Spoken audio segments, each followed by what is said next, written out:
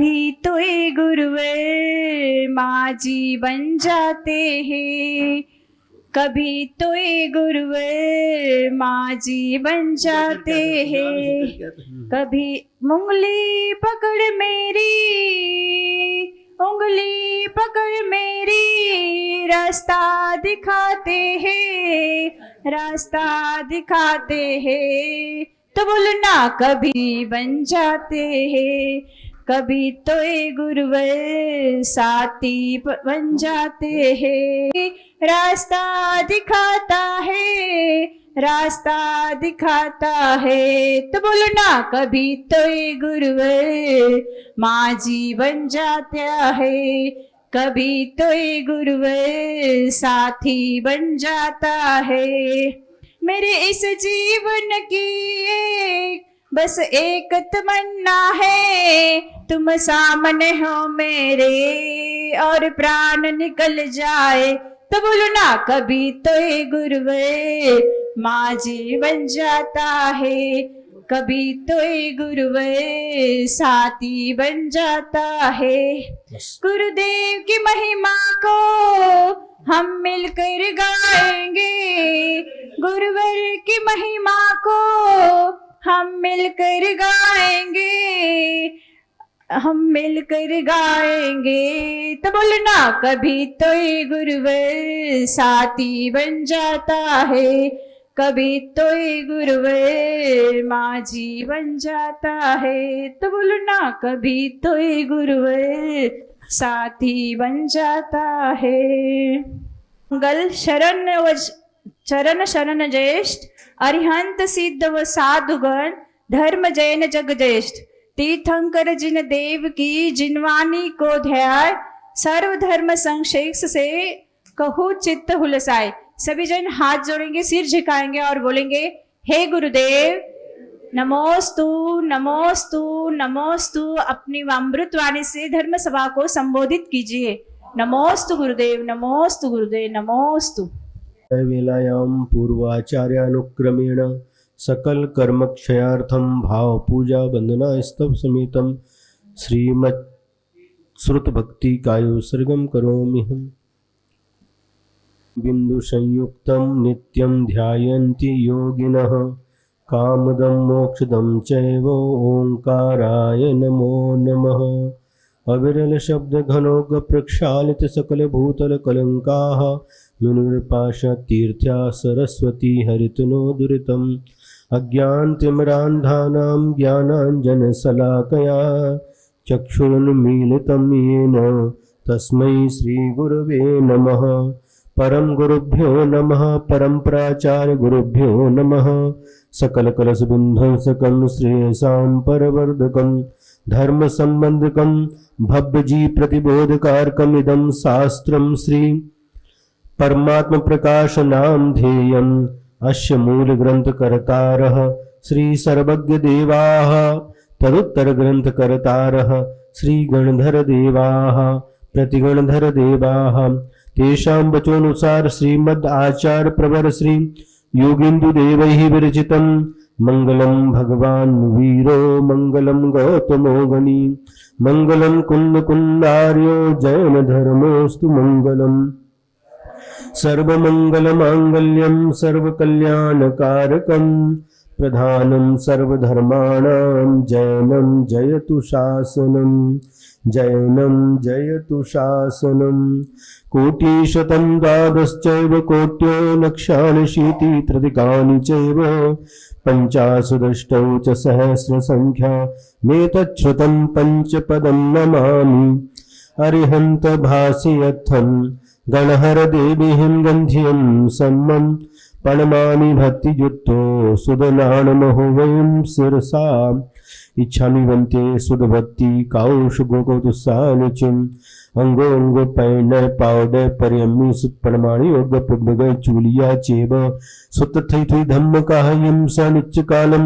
अंचेमी पूजेमी वंदामी नमंसामी, दुख खो कम खो बोहिलाओ सुगई गमनम समाहि मरणम। जिन गुण संपत्ति हो मध्यम अथ पौर्वाणिक स्वाध्याय वेलायाम पूर्वाचार्यानुक्रमेण सकल कर्मक्षार्थम भाव पूजा वंदना स्तव समेतम श्रीमदाचार्य भक्ति कायोत्सर्गम करोम्यहम्।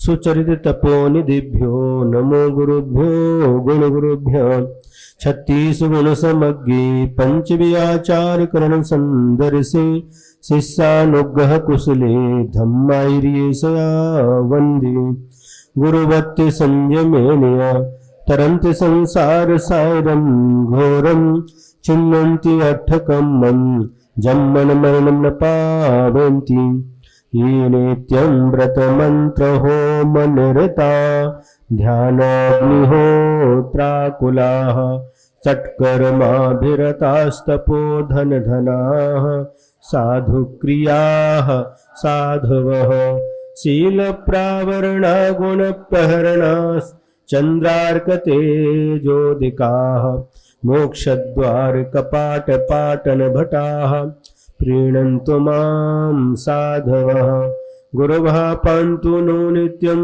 ज्ञानदर्शननायकाः चारित्राणो गम्भीरा मोक्षमार्गोपदेशकाः इच्छामि वन्ते आयुर्बत्ति कांशुगुगुतुस्सालच्युं सम्मनान सम्मदंसन सम्मचरितयुत्ताणं पंचव्याचारणम् आयर्याणम् आयारादिसुदनानोपदेश्याणम् उवज्झायाणम् त्रियनुगुणपारणं सब्बसाहुणं शनिच्चकालमञ्चेमि पूजेमि वन्दामि नमंसामि दुःखखो कम्मखो बोहिलाओ सुगैगमनं समाय मरणं जिनगुण संपत्ति हो मध्यम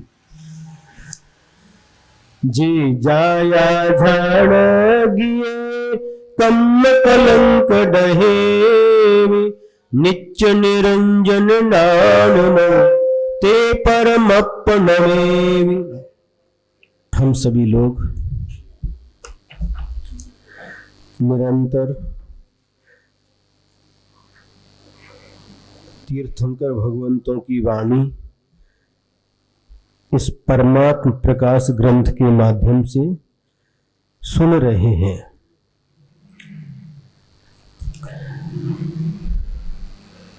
तीन प्रकार की आत्माओं का वर्णन चल रहा है। बहिरात्मा का लक्षण बताया, अंतरात्मा का लक्षण बताया और परमात्मा का लक्षण चल रहा है।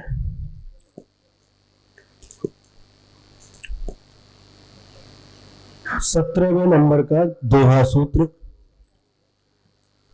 नित्य निरंजन ज्ञानमय परमानंद स्वभाव शांत शिव स्वरूपम दर्शन आह। क्या कह रहे हैं? जो नित्य है, निरंजन है, ज्ञानमय है, परमानंद स्वभाव वाला है, शांत शिव स्वरूप है, उसी का यहां पर वर्णन किया जा रहा है। निच्चु निरंजन नाननो परमानंद सहाय, जो एहो सो संतुष्यु तासु मुनिजहि भाव। भाव भावु है? क्या कह रहे हैं? जो नित्य है, निरंजन है, ज्ञानमय है, परमानंद स्वभाव वाला है, जो इस प्रकार का है वह शांत शिव कहलाता है। उसी की भावना करो, उसी का ध्यान करो। नित्य का मतलब क्या है? शाश्वत, जो अनादि काल से था, आज भी है और अनंत काल तक रहने वाला है, जिसका अस्तित्व न कभी मिटा है और न कभी मिट सकता है। कोई भी उसके अस्तित्व को मिटाने में सक्षम नहीं है। उसको नित्य कहते हैं, शाश्वत कहते हैं। आत्मा कैसी है? नित्य है, शाश्वत है, न इसका कभी आदि हुआ है और न कभी इसका अंत होगा। कभी मिट नहीं सकता, इसके अस्तित्व को कोई मिटा नहीं सकता। अग्नि शरीर को जलाकर राख कर सकती है, लेकिन आत्मा को, ये क्या कर रहे हैं, लेकिन आत्मा को जलाने वाली कोई भी अग्नि नहीं है।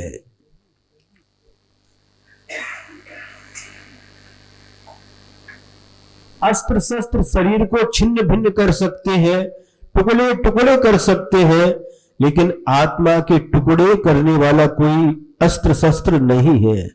आत्मा अखंड था, अखंड है और अखंड रहेगा।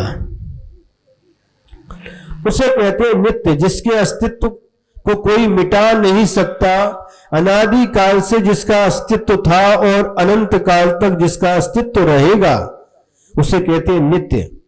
निरंजन,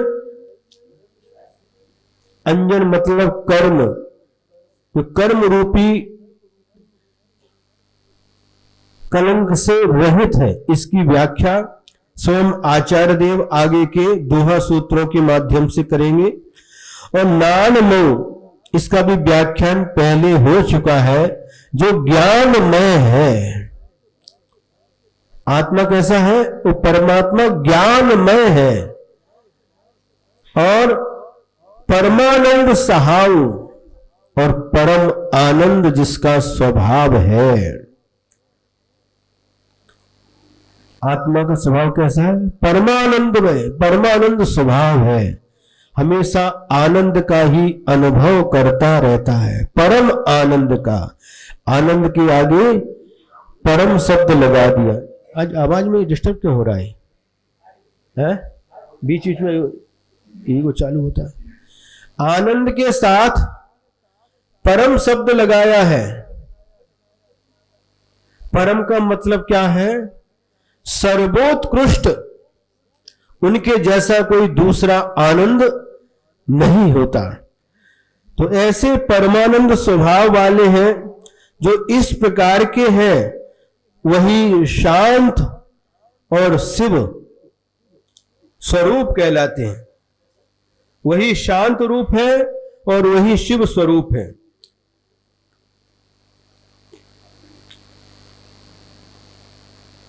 उस परमात्मा का ध्यान करो। इस प्रकार से इस दोहा सूत्र के माध्यम से आचार्य महोदय ने उपदेश दिया है। पुनः किम विशिष्टो भवति, और पुनः उस परमात्मा की क्या विशेषता है, यह आगे के दोहा सूत्र से बताते हैं। जो निय भाव न परिहरई, जो पर भाव न ले, जाने सयलु भी नीचु पर, सो से संतु हवे। जो नी भाव न परिहरई, अपने भावों को नहीं छोड़ते, और जो पर भाव न ले, और पर भावों को जो ग्रहण नहीं करते। जाने सयलु भी, और समस्त पदार्थ को जो जानते हैं, निच्चु नित्य है, पर परम है, स वह शिव शिव संतु शांत हबी होते हैं। शिव और शांत किसे कहते हैं बता रहे हैं। जो अपने भावों को नहीं छोड़ते। अपने भाव क्या है? जो भाव उन्होंने प्राप्त किए हैं, माने जो अनंत ज्ञान, अनंत दर्शन, अनंत सुख, अनंत वीर रूप, जो अनंत चतुष्टय रूप जो भाव है, उनको कभी भी छोड़ते नहीं है। एक बार प्राप्त कर लिए फिर कभी भी इनको छोड़ते नहीं है। और पर भावम न लई, पर भावों को जो कभी ग्रहण नहीं करते, पर भाव मतलब जो राग द्वेष क्रोध मान माया लोभ आदि संकल्प विकल्प रूप जो पर भाव है उनको कभी ग्रहण नहीं करते, और सयलु भी जाने तीन लोक और तीन काल संबंधी समस्त पदार्थों को, उनके गुणों को, उनकी पर्यायों को एक साथ जानते हैं और देखते हैं। द्रव्य गुण पर्याय किसे कहते हैं, ये थोड़ा सा अपन समझ लें। द्रव्य का मतलब है सद्द्रव्य लक्षणम। द्रव्य का लक्षण सत है। सत का मतलब जो अनादिकाल से था, आज भी है और अनंत काल तक रहेगा, उसे कहते हैं सत। और सत ही द्रव्य का लक्षण होता है, जो न कभी बनता है न कभी मिटता है, उसे कहते हैं द्रव्य। और द्रव्य के अंदर जो पाए जाते हैं गुण, गुण किसे कहते हैं बताओ? हाँ, जो द्रव्य को कभी भी छोड़ता नहीं है, द्रव्य को कभी भी छोड़ता नहीं है, द्रव्य के साथ ही वह एक मेघ हुआ है। हुआ है मतलब अनादिकाल से है, विशेषता को लिए हुए हैं, वह गुण कहलाते हैं। और पर्याय मतलब जो उत्पन्न होती है और नाश को प्राप्त हो जाती है, उसे पर्याय कहते हैं। हम सभी लोग आत्म द्रव्य है। आत्मा क्या है? द्रव्य है। और आत्मा के गुण क्या है? ज्ञान दर्शन। ये आत्मा का लक्षण है या आत्मा के गुण है। यह ज्ञान और दर्शन अनादि काल से आत्मा के साथ थे, हैं और रहेंगे। ये गुण हो गए। और पर्याय क्या है? अभी जो हमें मनुष्य जीवन मिला है, ये पर्याय है। ये मिला है और मिटेगा। पर्याय मिलती है और मिट जाती है। नरक पर्याय है, देव पर्याय है, त्रियंश पर्याय है, मनुष्य पर्याय है। ये सभी पर्याय कहलाती है और पर्याय उत्पन्न होती है और नाश को प्राप्त हो जाती है, वह पर्याय कहलाती है। समझ में आया? अध्यक्ष महोदय कल कह रहे थे महाराज, क्लास आपका माल थोड़ा सा हाई क्वालिटी का,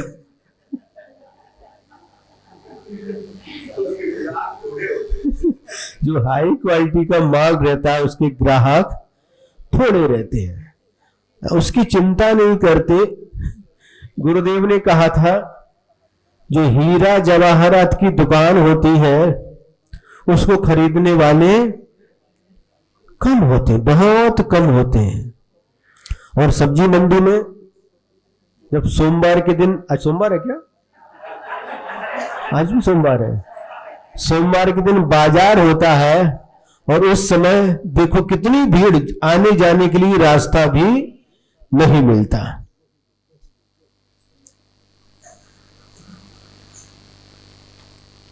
लेकिन माल हाई क्वालिटी का है और जो माल देने वाले गुरुदेव वो भी हाई क्वालिटी के थे।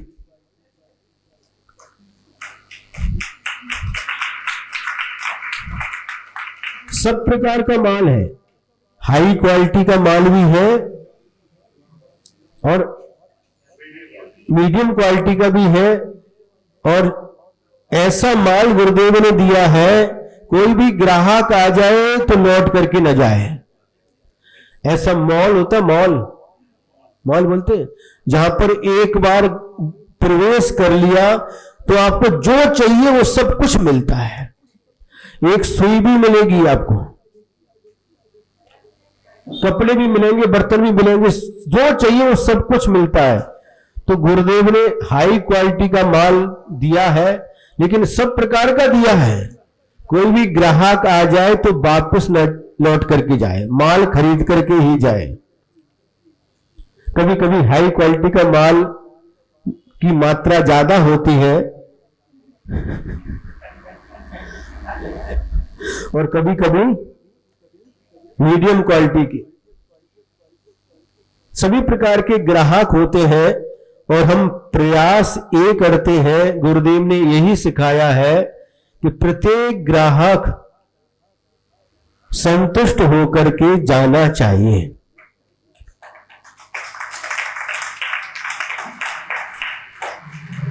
हाई क्वालिटी का माल खरीदने वाले भी ग्राहक रहते हैं और सामान्य माल खरीदने वाले भी रहते हैं। सब प्रकार के ग्राहक होते हैं और सबकी रुचि अलग अलग होती है? लेकिन माल खरीद करके जाता है तो दुकानदार को प्रसन्नता होती है। और कई बार ऐसे ग्राहक भी आ जाते हैं जो माल तो देखते, ये दिखाओ वो दिखाओ, कपड़े की दुकान पर गए, ये दिखाओ, उसने खोल करके डाल दिया, ये नहीं वो दिखाओ, वो डाला। 2-3 घंटे हो गए और कहता है कल आते हैं।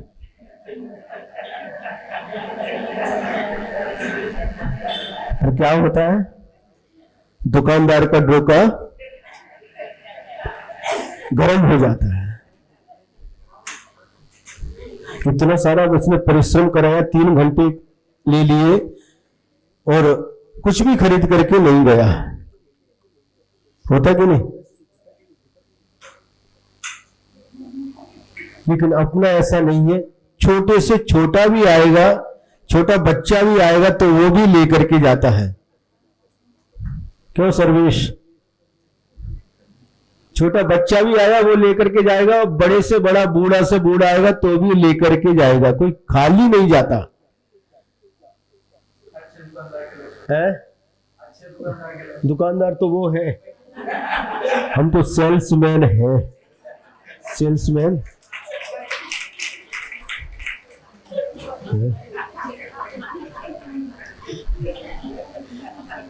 मालिक तो वो है?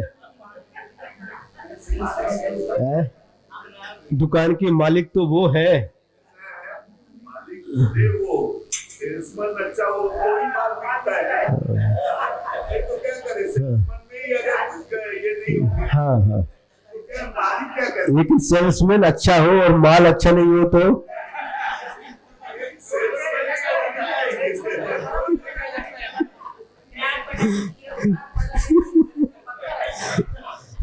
तो गुरुदेव ने दिया है और दुकान चलाने के लिए दी है। मालिक वो है, बस हम चला रहे हैं। हमने जो माल दिया है उसको गांव गांव, पांव जाकर के, गांव गांव जाकर के, शहर शहर जाकर के, गली गली जाकर के बेचते हैं। क्यों? अभी श्रद्धा नगरी में, श्रद्धा नगरी है, जोशी नगर है, हाँ, यहां पर आकर के दुकान लगाई है। दुकानें कई प्रकार की होती है। एक स्थायी दुकान होती है, बस वहीं पर जाओ और माल खरीद करके लाओ। और एक दुकान कैसी होती है, चलती फिरती दुकान है। एक हम देखे, वो ऑटो वगैरह रहते हैं, हत्ती, छोटा हत्ती क्या बोलते हैं, उसमें माल रखते हैं और जाकर के कभी श्रद्धा नगरी में, कभी सम्यक नगर में, कभी निवारा है, कभी जोशी नगर है, कभी तेले गली है। चलती फिरती दुकान है? कहीं पर भी जाकर के माल लेकर के जाते, खड़े हो जाते और ग्राहकों की भीड़ लग जाती है। ये गुरुदेव की विशेषता है। माल इतना अच्छा दिया है कि कहीं पर भी खड़े हो जाओ। जिस प्रकार से गर्मी का समय है और कुल्फी वाले आते, कुल्फी जानते हो? हाँ महाराज, खाते ही। और कुल्फी वाला आकर के एक जगह खड़ा हो जाता है और घंटी बजा देता है। और जो बच्चे रहते घर के, अरे कुल्फी वाला आ गया, मम्मी पैसा दो, कुल्फी खाना है। और चारों तरफ की जहां तक आवाज जाती है, बच्चे और बड़े लोग भी जाकर के पैसा देकर के कुल्फी खरीद लेते हैं। और उसके बाद वो कुल्फी वाला आगे बढ़ जाता है, वहां जाकर के घंटी बजाता है, उधर के लोग आकर के खरीद करके ले जाते। इस प्रकार से वह कुल्फी बेचता रहता है। क्यों हंस रहे?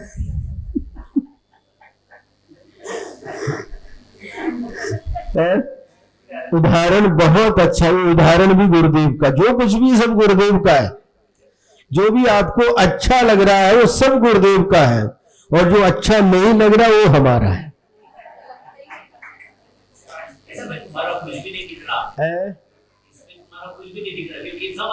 जो अच्छा लग रहा है वो सब गुरुदेव का है। हाँ,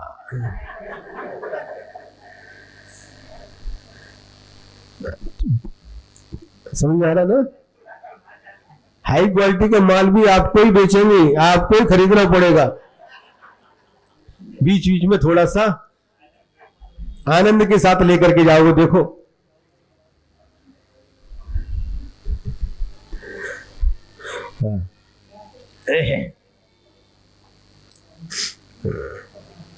जो हाई क्वालिटी का लोग माल खरीदने वाले भी हाई क्वालिटी के लोग ही रहते हैं।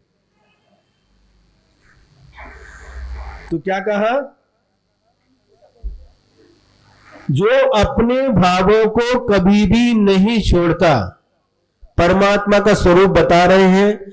जो भाव अनंत ज्ञान, अनंत दर्शन, अनंत सुख, अनंत वीर जो उन्होंने प्राप्त कर लिया है, उसको कभी भी छोड़ते नहीं है। और हम भी अपने ग्राहकों को कभी छोड़ते नहीं है, और पर भावों को कभी ग्रहण नहीं करते।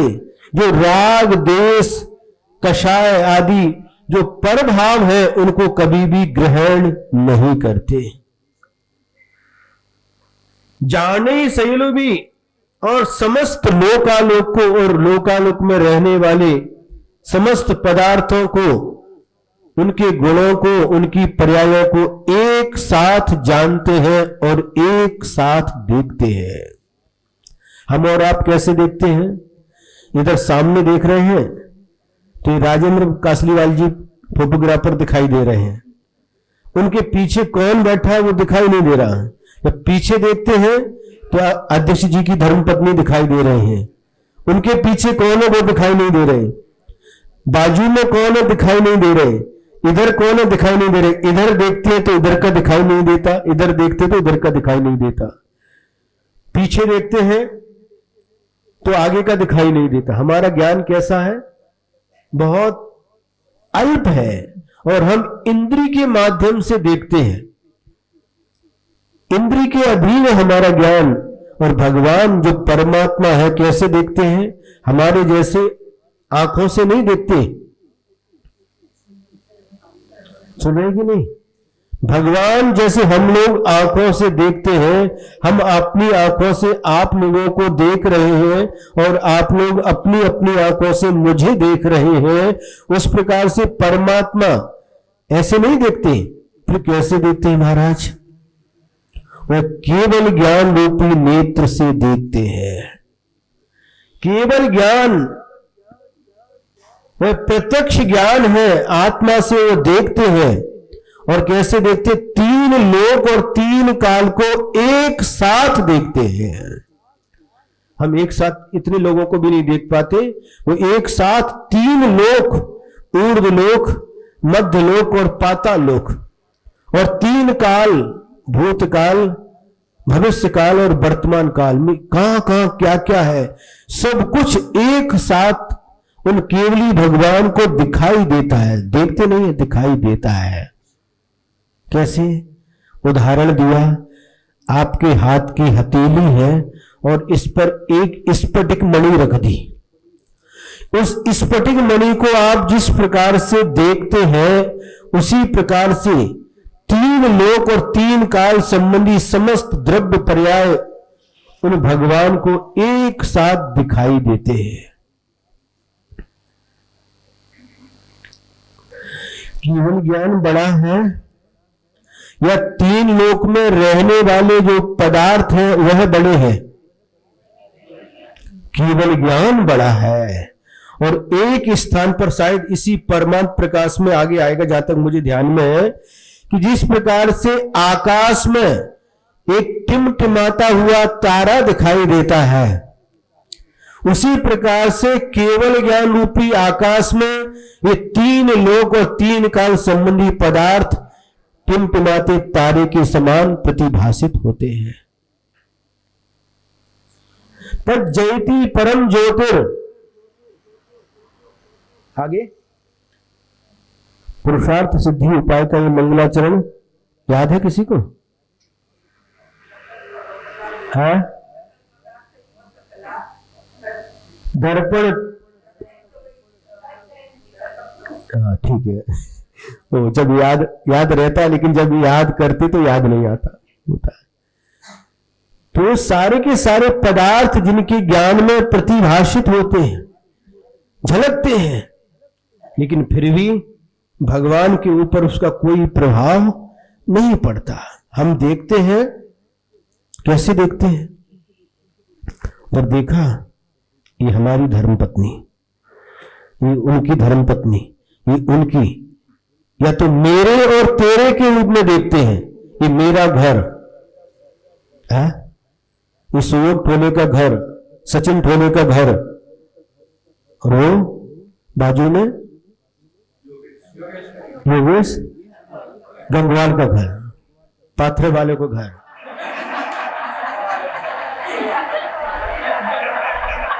उधर सोनी का घर, उधर ठोले का घर, उधर प्रदीप जी का घर।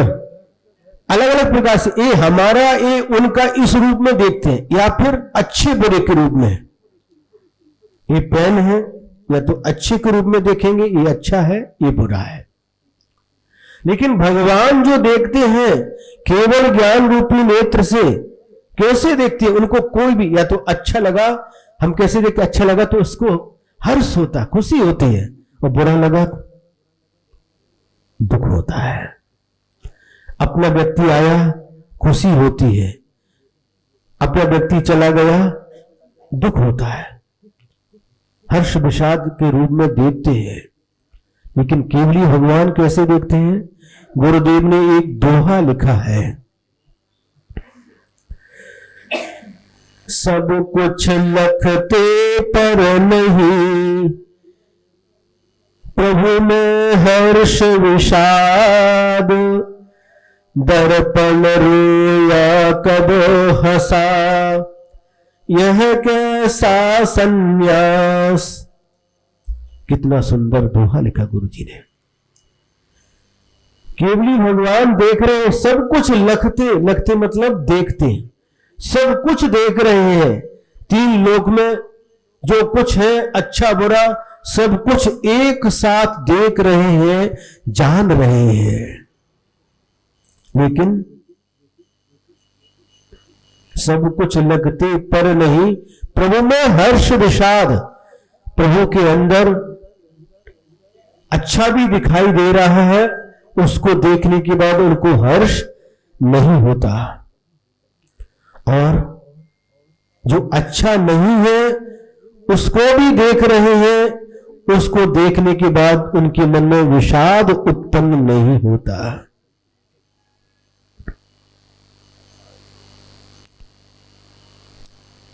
दर्पण रोया कब हंसा।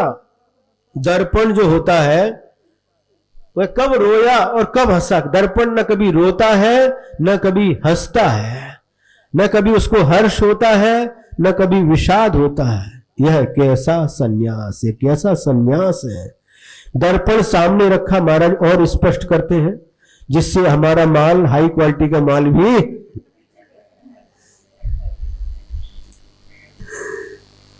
अध्यक्ष जी खरीद करके ले जाए, दर्पण सामने रखा है और उसके सामने कोई व्यक्ति रो रहा है। उस जो रो रहा है वो दर्पण में वैसा ही रोता हुआ व्यक्ति दिखाई दे रहा है, लेकिन दर्पण नहीं रोता है। कोई व्यक्ति हंस रहा है तो दर्पण में वह व्यक्ति हंसता हुआ दिखाई देता है, लेकिन दर्पण हंसता नहीं है। सामने अग्नि जल रही है, दर्पण के सामने दर्पण अग्नि को हाथ लगाओ, क्या होगा? महाराज क्या कर बता रहे आप? हाथ जल जाएगा।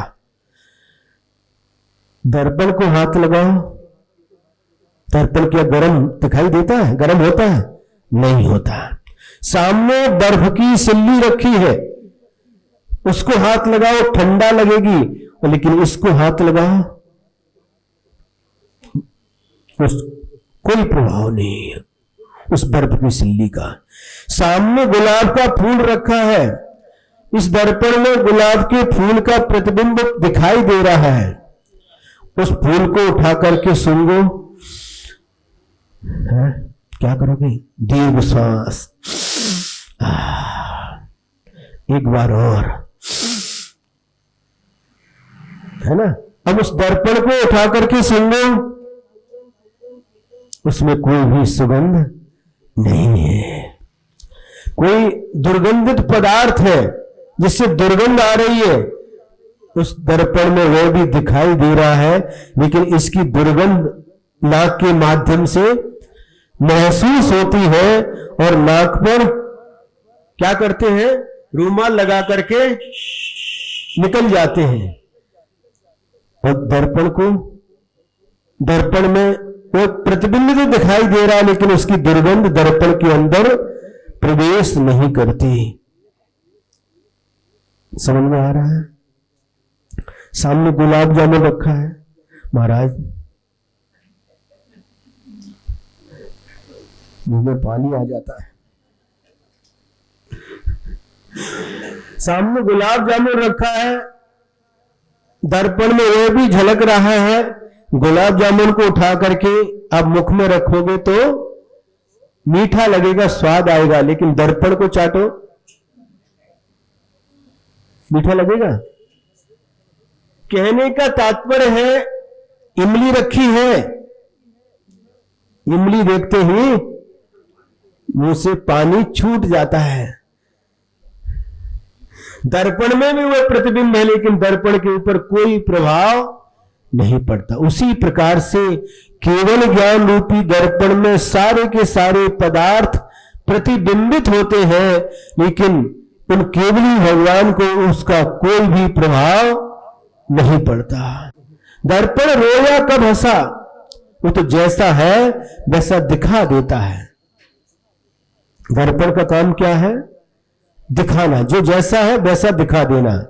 आप सुबह उठ करके और दर्पण देखने के लिए गए और आपके चेहरे पर दाग लगा था, आंख में कीचड़ था, और चेहरा देखा और बाल बिखरे हुए थे। चेहरा देखा, अरे ये कैसा दर्पण है, मैं ऐसा थोड़ी हूं। दूसरे दर्पण में दिखते, दूसरे में गए तो वैसे ही दिखाया, तीसरे में गए तो वैसे ही दिखाया। अरे दर्पण को फोड़ दो इसको। अरे दर्पण फोड़ने से कुछ नहीं होगा, दर्पण का काम सिर्फ दिखाना है।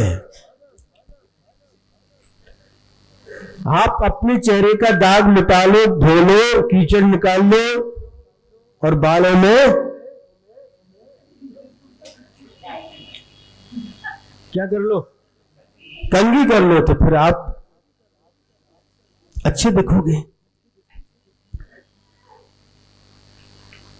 समझ आ रही कि नहीं? दर्पण का काम सिर्फ दिखाना है।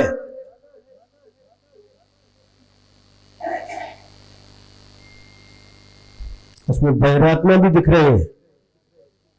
अरे मुझे बहिरात्मा क्या है? दर्पण को मत फोड़ो, तुम बहिरात्मा को फोड़ो, छोड़ो। अंतरात्मा बनोगी तो अंतरात्मा दिखाई देगी।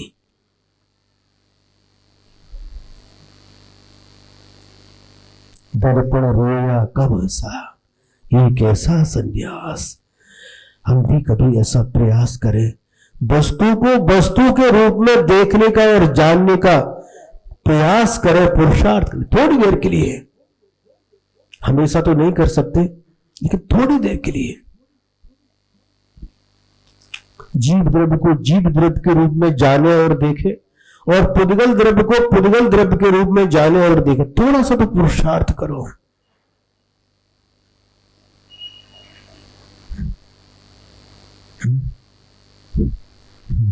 बुंदेलखंड में गुरु जी ने एक बार सुनाया था, रत्न करंडक श्रावकाचार्य के समय कोई प्रतिमाधारी है, सामायिक कर रहे थे और सामने ही गुड़ की भेली रखी थी, गाय के लिए, सुखाने के लिए, और कुत्ता आ गया और उस सामायिक करते करते उधर उनकी दृष्टि गई। अब मन में विचार कर रहे क्या करें।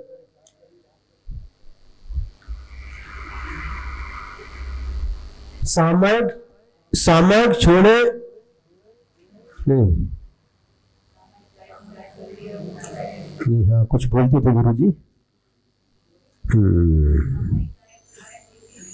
नहीं, हाँ कुछ ऐसा ही है। सामायिक छोड़े तो गुड़ की, क्या भूल गए हम। बहुत अच्छा बोलते थे गुरु जी, लेकिन याद नहीं आ रहा अभी, जब याद आएगा फिर सुनाएंगे। अभी आगे चलते हैं। तो इस प्रकार से वो समस्त पदार्थों को जानने वाले नित्य हैं, परम सर्वोत्कृष्ट हैं, वही शिव और शांत कहलाते हैं। शिव यानी कल्याण रूप है, और शांत यानी राग देश आदि का जिनमें अभाव है, बीतरागी है। शिवम परम कल्याणम निर्वाणम शांतमक्षयम प्राप्तम मुक्ति पदम एन स शिव परिकीर्तितः। एक श्लोक आया है। शिव किसे कहते हैं? जो परम कल्याण रूप है, निर्वाण को जिन्होंने प्राप्त किया है, शांत है, अक्षय है, जिसका कभी क्षय होने वाला नहीं है, और मुक्ति पदम प्राप्तम एन, ऐसे मुक्ति पद को जिन्होंने प्राप्त कर लिया है, वही शिव कहलाता है। शिव है ना। हाँ, अथ पूर्वोक्तम निरंजन स्वरूपम सूत्र त्रयेण व्यक्ति करोति। अब जो निरंजन शब्द आया था, कई बार निरंजन शब्द आया है, अब निरंजन का स्वरूप क्या है वह 3 दोहा सूत्रों के माध्यम से स्पष्ट करते हैं। जासु न वन्नो न गंधुरसु, जासु न सद्दु न फासु, जासु न जम्मनु मरनु नवि, नाउ निरंजनु तासु, जासु न कोहु न माहु मो, जासु न माय न मानु, जासु न ठानु न झानु जिय, सोजि निरंजनु जानु। अत्थि न पुण्य न पाऊ जसु, अत्थि न हरिसु बिसाओ, अत्थि न एक भी दोषु जसु, सोजि निरंजन भाव। इन 3 दोहा सूत्रों के माध्यम से निरंजन का स्वरूप बतलाया जा रहा है, जो पहले के दोहा सूत्रों में कई बार आ चुका है। कहते हैं जासु न वन्नु, जिसमें वर्ण नहीं है। वर्ण मतलब सिद्ध परमात्मा को क्या कहा है? परमात्मा निष्कल, शरीर से रहित परमात्मा है। कैसे है? निरंजन है। क्यों? निरंजन किसे कहते हैं? जासु न वन्नु, जिसमें वर्ण नहीं है। वर्ण मतलब 2 प्रकार के वर्ण होते हैं।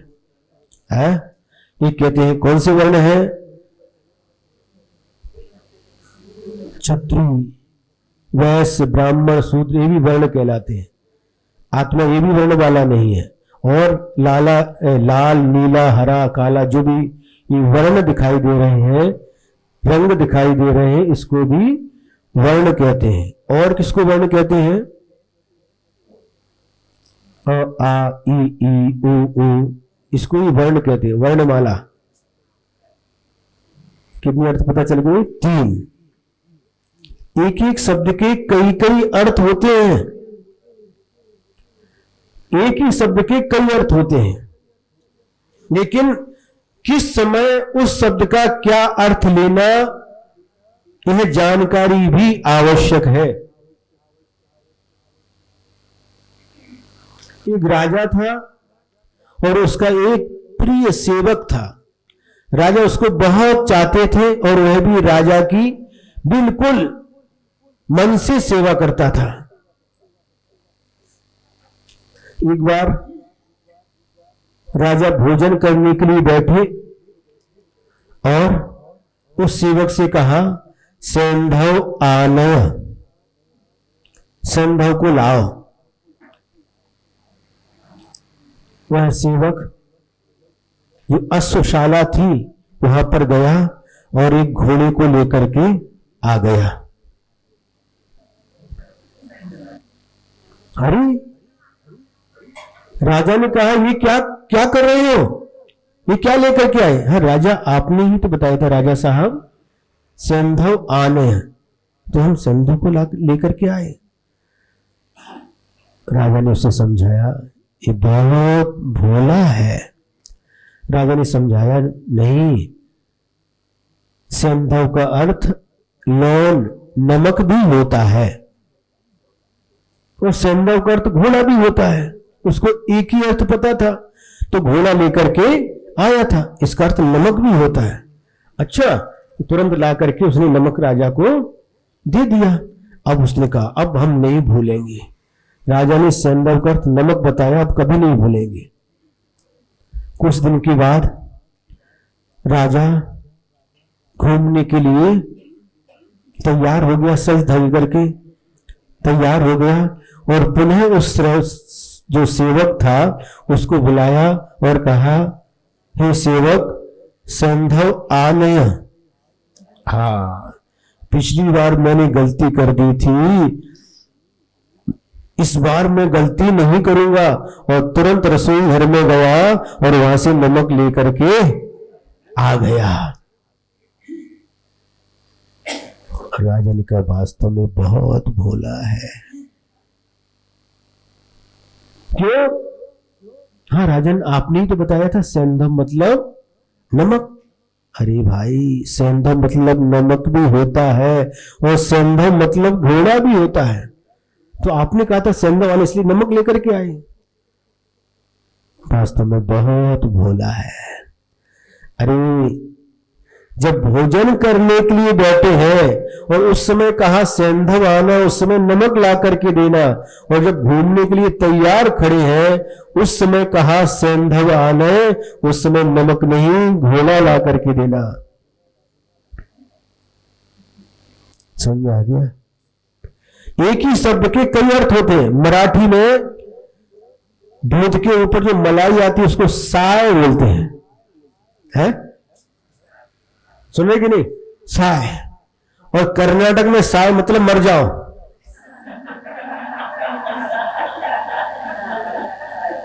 कन्नड़ भाषा में साय मतलब मर जाओ। चौकी में तो महाराज जी थे, उनको तो कन्नड़ का ज्ञान नहीं था, नहीं, उनको मराठी का ज्ञान नहीं था।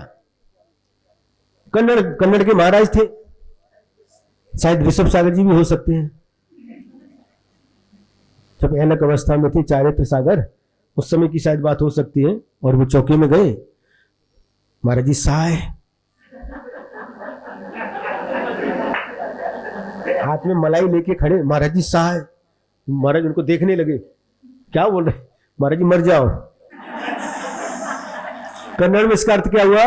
महाराज जी साय, महाराज जी मर जाओ। उनको मराठी आती, उनको देखने लगे, महाराज जी साय। तो जब कटोरी की तरफ महाराज जी साय, तब समझ आया उसको मलाई को साय बोलते हैं। तो ऐसे एक एक शब्द के कई कई अर्थ होते हैं, तो प्रसंग के अनुसार उस अर्थ को लगाना पड़ता है। तो यहां पर प्रसंग चल रहा है वर्ण, तो वर्ण के अ आ इ ई इसको ही वर्णमाला बोलते हैं। क्षत्रिय ब्राह्मण शूद्र वैश्य इनको भी वर्ण बोलते हैं। और जो वर्ण कलर होता है रंग उसको भी वर्ण बोलते हैं। तो यहां पर कौन सा वर्ण लेना, रंग वाला वर्ण लेना। तो जिसमें कोई वर्ण नहीं है, कोई कलर नहीं है, कलरलेस,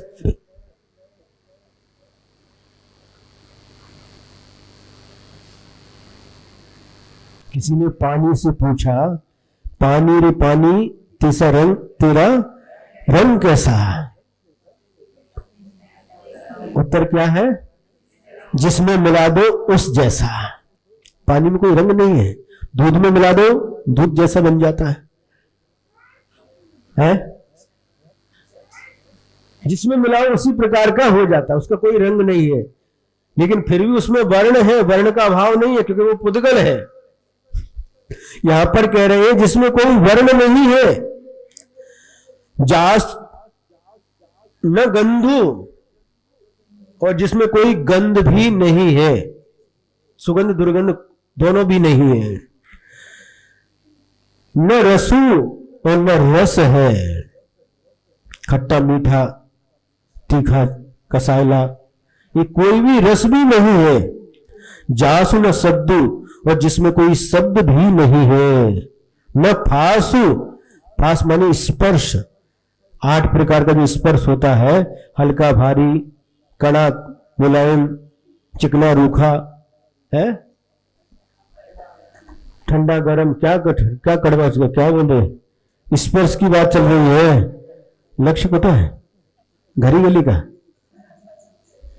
तो इस प्रकार के कोई भी स्पर्श जिसके अंदर नहीं है, जासु न जन्मनु मरणु न, और जिसका जन्म भी नहीं होता, जिसका मरण भी नहीं होता, नाउ निरंजनु तासु, उसको तुम निरंजन समझो, उसका नाम निरंजन है। समझ आ रहा है? जन्म मरण किसका होता है? शरीर का होता है। जिसका जन्म भी नहीं, जिसका मरण भी नहीं होता, उसको तुम निरंजन जानो। जासु न कोहु, जिसमें क्रोध नहीं है। क्रोध किसमें होता है बताओ? क्रोध किसके अंदर उत्पन्न होता है? बोलो। शरीर में कि आत्मा में? बताओ। शरीर में होता है तो फिर कोई मर गया, डेड बॉडी पड़ी है, उसको गाली भी दो तो भी उसको गुस्सा नहीं आता है। शरीर को होता है क्रोध। ये कसाय रूप परिणाम किसके होते हैं? आत्मा में उत्पन्न होते हैं। तो यहां कह रहे परमात्मा में वह क्रोध भी नहीं है, उन्होंने कसायों का नाश कर दिया है। क्रोध मान माया इन 3 कसायों का 9वें गुण स्थान के अंत में है ना नाश कर देते। सूक्ष्म लोभ बच जाता है, उसको 10वें गुण स्थान के अंत में उसको भी समाप्त कर देते हैं। कसाय का सद्भाव 10वें गुण स्थान तक होते हैं, उसके बाद निष्कषाय भाव रहता है। तो एक क्रोध भी नहीं है, जिस आत्मा में क्रोध भी नहीं है, न मोह, मोह माने जिसके अंदर मोह भी नहीं है। फिर इसके बाद में मऊ, मऊ मतलब क्या है? मद, मद मतलब अभिमान, जिसके अंदर अभिमान भी नहीं होता। और जासु न माय, माया भी, मायाचार, माया कसाई भी नहीं है। जासु न ठानु, जिसका कोई स्थान नहीं है। न झानु, कोई ध्यान नहीं है। जी ऐसा जीव जो है उसको निरंजनु जानू। ऐसे जीव को हे प्रभाकर भट्ट तुम निरंजन समझो। अति न पुण्य, जिसमें पुण्य नहीं है। न पाऊ, और पाप भी नहीं है। आपका विषय आ गया। नितिन भैया बहुत देर से कह रहे हैं महाराज पुण्यानुबंधी पुण्य पाप, पुण्यानुबंधी पाप, पापानुबंधी, इनके बारे में बताऊंगी जब विषय आएगा तब बताएंगे। आज विषय आ गया। अति न पुण्य न पाऊ जसु, जिस परमात्मा में न पुण्य है और न पाप है। अब प्रसंग के अनुसार थोड़ा सा बता देते हैं। पुण्य और पाप ये दो पदार्थ हैं। कितने पदार्थ हैं? दो। कई लोग कहते हैं पुण्य और पाप दोनों एक है, तो फिर पदार्थ भी एक हो जाएगा। जब एक हो जाएगा तो पदार्थों की संख्या 8 रह जाएगी। लेकिन पुण्य अलग है और पाप अलग है। पुण्य कितने प्रकार का होता है? 2 प्रकार का। पुण्यानुबंधी पुण्य और पापानुबंधी पुण्य। और पाप भी 2 प्रकार का होता है, पुण्यानुबंधी पाप और पापानुबंधी पाप। अभी हम संक्षेप से बताएंगे, नहीं तो आप अभी कहोगे हमारा समय हो गया। अभी संक्षेप से बताएंगे। पुण्यानुबंधी पुण्य किसे कहते हैं? पुण्य के उदय में आपको यह मनुष्य पर्याय मिली, जैन कुल मिला, धन संपत्ति मिली, सब कुछ अनुकूलता मिल गई। ये किसके उदय से मिली? पुण्य के उदय से। अब इसके मिलने के बाद पुनः इसके माध्यम से पुण्य का ही अर्जन करना। जैन कुल मिला है, वीतराग भगवान की आराधना करना, नमोकार मंत्र का जाप करना, पंच परमेष्टि की भक्ति करना, पात्रों को दान देना। ये क्या होगा? पुण्य के उदय में आपको सब मिला था और आपने उसके माध्यम से पुनः पुण्य में ही उसे लगा दिया। चाहे शरीर हो चाहे धन हो, पुण्य के उदय में मिला। धन जब भी मिलता है पुण्य के उदय में ही मिलता है और पुण्य में ही लगा दिया है। खेती करते थे, खेती में फसल आ गई, काट ली और बचा करके रख ली, और पुनः खेती में उसको बो दिया, पुनः और फसल बन करके तैयार हो जाती है। तो जो धन और जो अपना समय है, जीवन है, उसको पुनः पुण्य के कार्यों में, परोपकार के कार्यों में लगा दिया, तो क्या हो गया? ये पुण्यानुबंधी पुण्य। और पुण्यानुबंधी पाप कैसे? पुण्य के उदय में मिला था, इसे पाप में लगा दिया, व्यसनों में लगा दिया।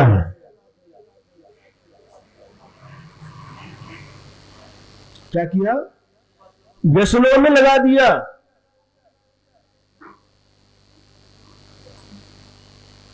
गलत कामों में लगा दिया। धन मिला था, चलो हाँ दे दिया। क्या? पोल्ट्री फार्म दे दिया। एक व्यक्ति मिला था, हमारी जगह है सिर्फ महाराज, हम कुछ नहीं करते, हमें तो सिर्फ पैसा 30,000 रुपये महीने मिलता है, हम तो जगह दिए सिर्फ। लेकिन कैसा पैसा मिल रहा है? किससे मिल रहा है वह पैसा? हिंसा के माध्यम से पैसा मिल रहा है। आपने अपनी जगह को पाप में लगा दिया। अपने पैसे को शराब के बार खोल दिया। बार समझते?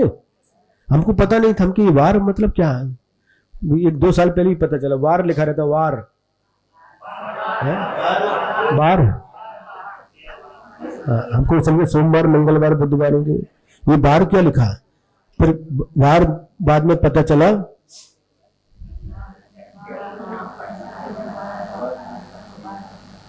बार बोलते कि बार।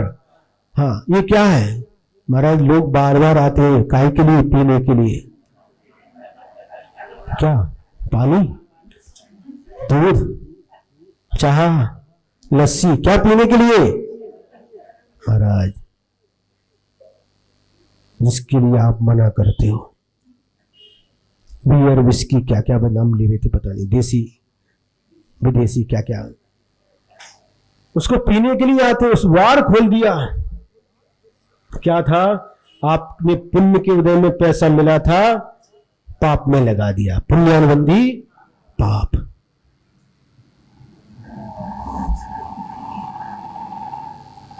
और आपने भी जगह दे दी, आवास दे दिया अपने काय के लिए, प्रवचन के लिए, स्वाध्याय के लिए, पुण्यानुबंधी पुण्य।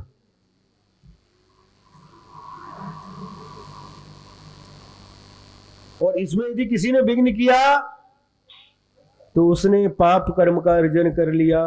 अच्छे काम में विघ्न करना पाप कर्म के बंध का कारण है। विघ्न करण मंत्रायस्य, जब स्वाध्याय होता है तो अनुकूलता बनाना, अच्छी तरह से आपने कल मच्छर निकाल करके अच्छे से व्यवस्थित करके रख दिया, माइक लगा के रखा, राजेंद्र जी कासलीवाल को बुला लिया, है ना, सब टेबल जमा दी, लोगों के लिए चटाई बिछा दी, ये सारे के सारे कार्य पुण्यानुबंधी पुण्य के लिए कारण है। इससे ज्ञानावरणी कर्म का क्षयोपशम बढ़ता है। आप सुन रहे हैं, आपने व्यवस्था की इसलिए इतने सारे कुर्सी वगैरह लगा दी, जो बैठ नहीं पाते वो सब पूरे हॉल में बैठ करके सुन रहे हैं। क्या किया आपने? पुण्यानुबंधी पुण्य। स्वयं पढ़ रहे स्वाध्याय करें तो ठीक है, लेकिन सबके लिए व्यवस्था बना के दे दी, ये भी पुण्यानुबंधी पुण्य का काम है। और यहीं पर मान लो कोई व्यक्ति क्या करता, जगह उसके पास भी है और पत्ते ले, पत्ते क्या बोलते उसको, ताश के लिए उन्होंने जगह दे दी, तो दिन भर आकर के उसमें खेलते बैठ रहे हैं, तो क्या हो गया? पुण्यानुबंधी पाप। पुण्यानुबंधी पाप, पुण्य के उदय में धन मिला, जगह मिली, उसको पाप में दे दिया, पाप के लिए दे दिया। ये भी पुण्यानुबंधी पाप, क्योंकि आपने व्यसन के लिए दिया है। जब एक बार विहार कर रहे थे, देखिए आप ही धर्मात्मा, ऐसा नहीं, विहार कर रहे थे, कहां की बात है, हमें सांगली से नांदेड़ की तरफ आ रहे थे, और उस समय आहारचर्या हुई, और एक व्यक्ति जो जैन नहीं था, अजैन था, और उन्होंने उस समय रुकते ना सामग्री वगैरह के लिए, विश्राम के लिए, अपनी जगह दे दी। ऊपर घर बनाया था, अभी रहने के लिए नहीं आए थे, काम कंप्लीट हुआ था, दे दिया। और हम 3 महाराज जी थे, हम ऋषभ सागर जी और सुपार सागर जी, तीनों महाराज रुके, और गर्मी का समय था, थोड़ा लेट निकलते थे, 4 बजे के बाद बिहार के लिए आए, पाद प्रक्षालन किया, और क्या बोले मालूम है? महाराज जी जब लौट करके आओगे तो हमारे यहां ही रुकना, हम ऊपर अलग से 2 कमरे बना करके रखेंगे जब हम रहने के लिए। हमने कहा अब तो रहने के लिए आ जाओगे, फिर कैसे हम रुकेंगे? महाराज हम उसके ऊपर 2 मंजिल का था, उसके ऊपर 2 कमरे और बना करके रखेंगे, जब भी आओगे हमारे यहां ही रुकना।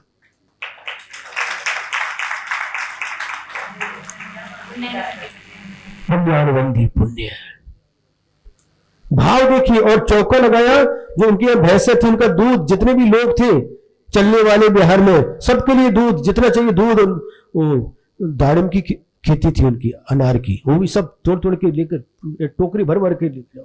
क्या लगता है हमें बताओ, क्या लगता है हमें बताओ? क्या किया उसने? पुण्यानुबंधी पुण्य, पुण्य के उदय में मिला और उसको पुण्य में। और कई लोग ऐसे रहते, नहीं जगह बहुत परेशान हुए, नहीं देंगे, खाली पड़ा फिर भी नहीं देंगे, तो पुण्यानुबंधी ठीक है, पाप तो नहीं कहेंगे उनको, उनके भाव अलग है। लेकिन गलत काम के लिए दे दिया तो पुण्यानुबंधी पाप।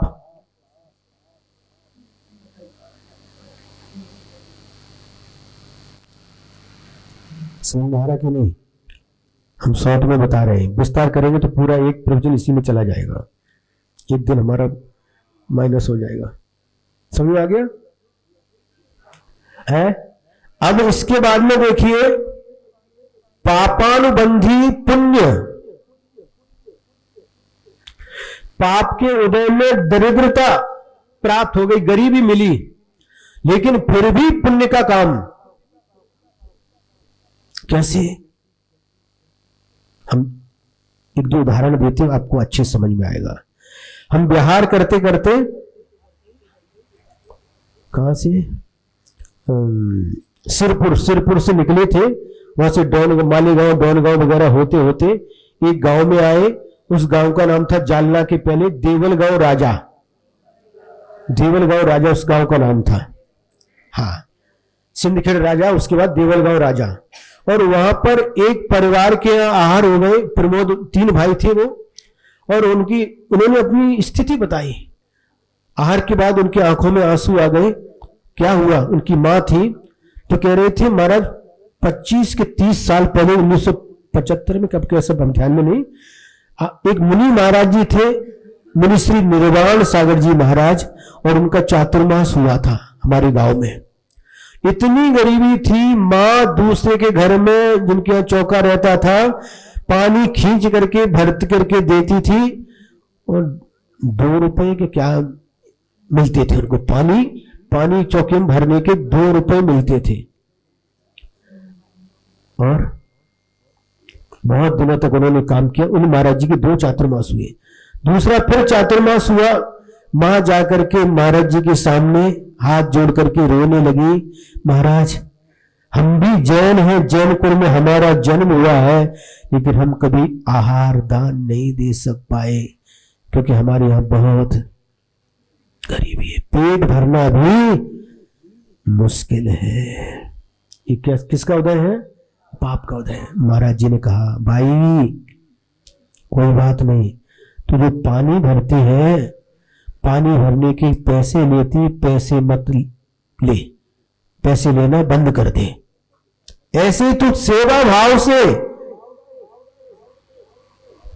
कि मेरे हाथ का भरा हुआ पानी मुनि महाराज के पेट में जाएगा, मुनि महाराज के कमंडल में जाएगा, इस भाव से तू पानी भरना चालू कर, पैसे लेना बंद कर दे।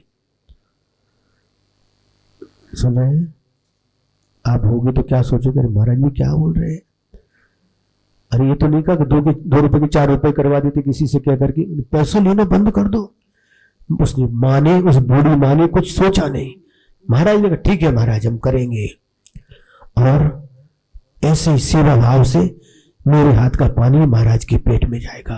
पानी खींचती, चौके में दे करके आती, पानी खींचती, छान करके जीवाणी करके विधिवत चौके पहुंचाती। आपको आश्चर्य होगा, कुछ ही दिनों में उनके दिन पलट गए।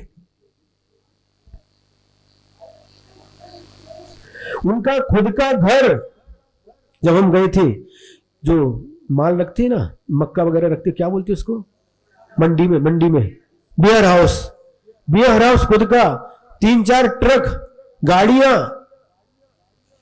4 व्हीलर गाड़ियां, सब कुछ उनके पास में। वो सुना रहे थे महाराज, उसी आंखों में आंसू आ रहे थे। उसी दिन से हमारे दिन बदलना चालू हो गए। और अब चातुर्मास होता है तो जिस दिन महाराज जी आते हैं, और जब तक बिहार नहीं होता हमारा चौका बंद नहीं होता।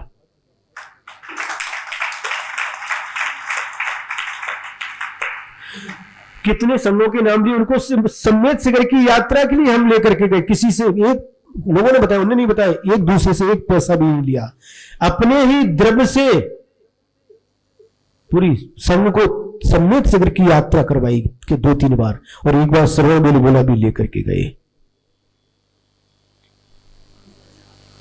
सुने?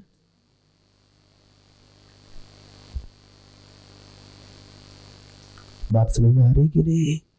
हाँ, ये दान पूजा ये स्वतंत्र धर्म है, पूछ करके नहीं करना। कोणाला विचारायचे नाही, स्वतःचे भाव जे आहे ते चांगले भाव असते, ते कार्य लगेच करायला पाहिजे, लवकर करायला पाहिजे। अच्छे भावों को जल्दी करना किसी का अधीन नहीं। और अच्छे कार्य में जो विघ्न करता है, विघ्न करण मंत्रायस्य, अंतराय कर्म का बंद होता है। चाहे स्वाध्याय में विघ्न हो, चाहे पूजा में विघ्न हो, चाहे विधान में विघ्न हो, चाहे आहार दान आदि में विघ्न हो, विघ्न करण मंत्रायस्य। कैसा बंद होता है? एक कथा अभी समय नहीं, पढ़ लेना, मासूबासी मुनिराज की कथा पढ़ लेना आप, या कभी समय मिलेगा तो हम भी सुना देंगे। तो उस मां का पाप के उदय में गरीबी मिली, लेकिन उसने पुण्य कार्य किया तो क्या हुआ? उस पानी को भरना, कुछ पैसा लगा उसमें, उसी से उसने ऐसे पुण्य कमाया कि वो पुण्य तुरंत फलने लगा। अंतर मुहूर्त के बाद भी पुण्य फलता है, पाप फलता है, तुरंत फलने लगा। समझ में आ रहा है? इसी प्रकार से अभी हमने एक घटना, और बहुत सारी घटना है लेकिन सब तो नहीं सुना सकते। मांगी तुंगी जी से भी चित पर थे, लौटते समय 16 वंदना की, और 16 वंदना में जो दोपहर की सामयिक होती थी, कभी मांगी पहाड़ पर, कभी तुंगी पहाड़ पर, कभी ऋषभगिरी पर, और कभी नीचे जो मुनि सुप्रनाथ भगवान का मंदिर है बीच में, वहां पर आहार चर्या 2:30 बजे के बाद ही होती थी। तो जब उतर करके आते थे जो लोग साथ में रहते थे, और वहां पर एक मुनि सुप्रनाथ भगवान के सामने एक महिला बैठती थी, नींबू शरबत और ककड़ी लेकर के देखती रहती थी। हम अपना समय करते थे, और जैसे ही आए तो साथ में लोग रहते थे उनको बुलाती थी, और बुला करके उस शरबत, नींबू का शरबत, ककड़ी उनको देती थी। पैसा नहीं। अरे तुमने इतनी महाराज की सेवा की है, सुबह से महाराज जी के साथ तुम पहाड़ पर गए हो, वंदना करके आए, इतना पुण्य किया है, महाराज को तो हम दे नहीं सकते, लेकिन आप लोगों को तो दे सकते हैं। 10-10 लोगों को भी उन्होंने 30 रुपए का एक गिलास, शायद 20 से 30 रुपए का एक गिलास देते थे। 10 लोग भी रहे तो भी एक सेकंड लेकर के आती थी, अगर नहीं गया कोई तो गिलास लेकर के उसके पास आ जाती थी। ये क्या है? पापानुबंधी पुण्य। आप ही पुण्य कर सकते हैं, जैन लोग भी पुण्य कर सकते हैं, ऐसा नहीं।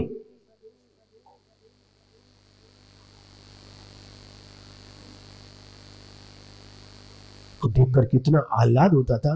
एक दिन नहीं, जितने दिन भी, कभी 3 लोगों तो 3 लोगों को देती थी, एक गिलास ले लो, एक गिलास और ले लो।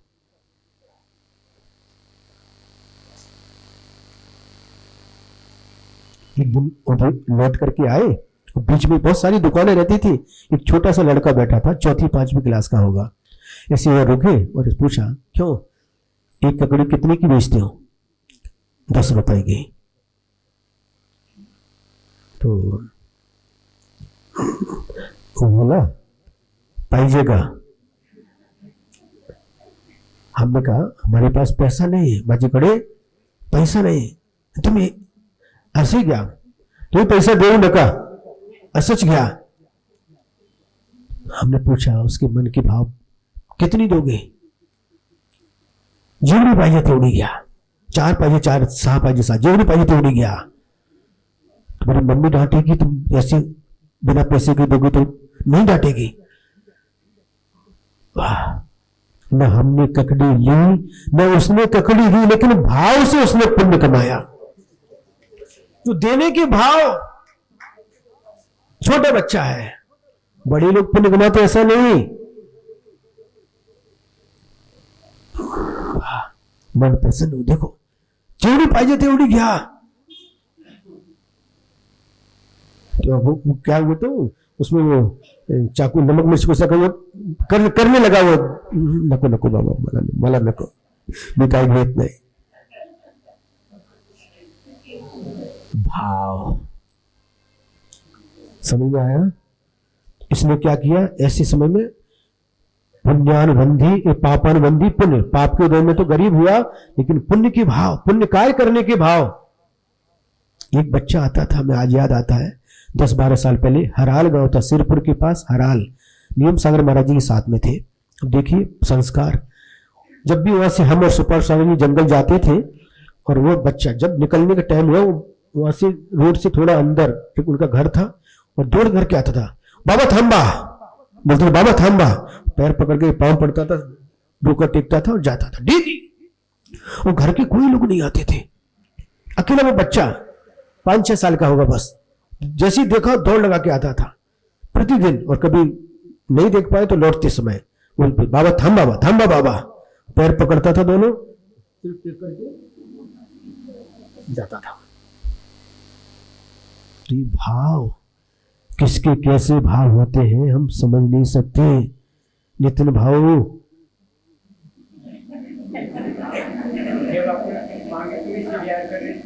आदिवासी का टीचर कर रहा था, सबने मासा छोड़ दिया था। हाँ वो से गांव का नाम भूल गए। हाँ बिल्कुल बिल्कुल, छोटा सा मंदिर था उधर, बिल्कुल पूरे के पूरे परिवार ने, उनके घर में कहीं जगह नहीं मिल रही थी, उनको घर था पतरे का, जगह दे दी उन्होंने, चौका लगाया। बाद में हमने कहा भैया इन्हें घर दिया है, बेटावद वाले बिहार करा रहे थे, इनको आज भोजन सबको साथ में कराओ, उनके सबका भोजन हो गया। बाबा आप तो आशीर्वाद दो, और जब भी आओ तो आप फिर दोबारा इधर ही आना। हाँ इसको खाली रखते हैं। और हमने कहा हमें कुछ नहीं चाहिए, तो पूरा परिवार मांसाहारी था, उनको समझाया, पूरे के पूरे परिवार ने मांसाहार का आजीवन के लिए त्याग किया।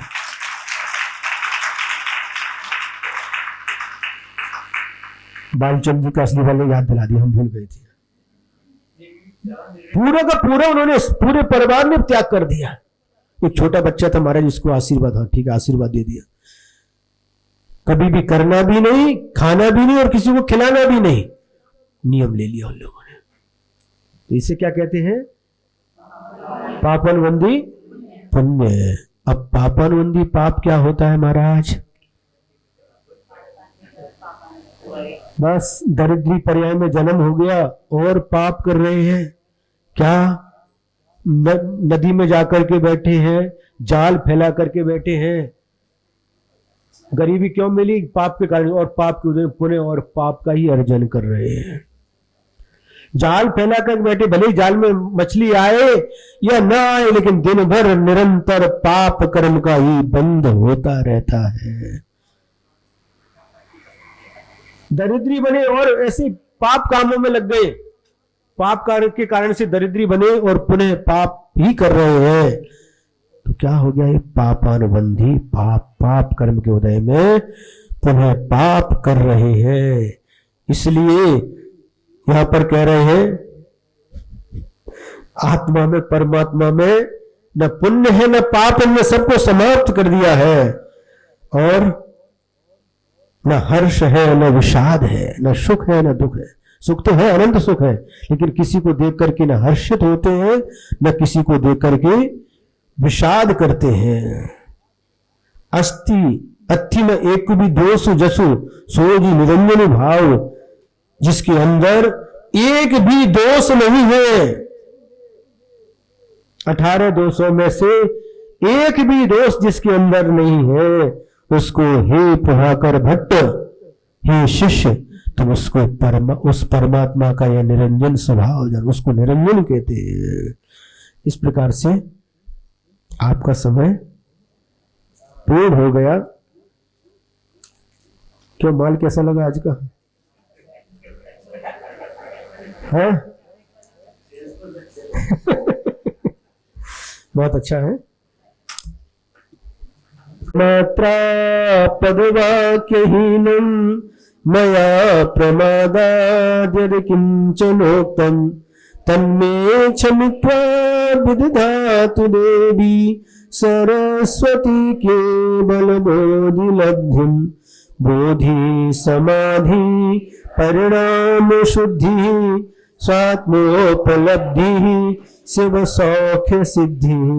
चिंतामणिं चिंतित वस्तु दाने तव वन्द्यमानस्य ममास्तु देवी, तव वन्द्यमानस्य ममास्तु देवी। द्वादशांग जिनवाणी माता की। परम उपकारी परम पूज्य आचार्य गुरुवर श्री विद्यासागर जी महाराज की।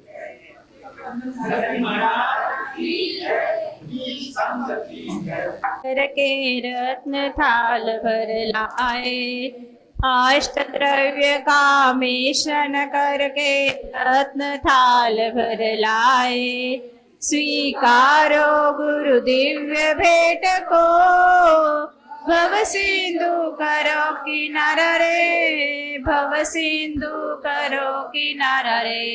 महाराज श्री का गुणगान दिलाए मुक्ति पद निर्वाण। मेरा मन पूजन को होय, मेरा मन पूजन को।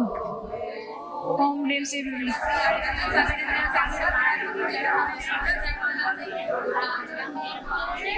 स्वाहा। नमोस्तु गुरुदेव, नमोस्तु गुरुदेव, नमोस्तु गुरुदेव, नमोस्तु।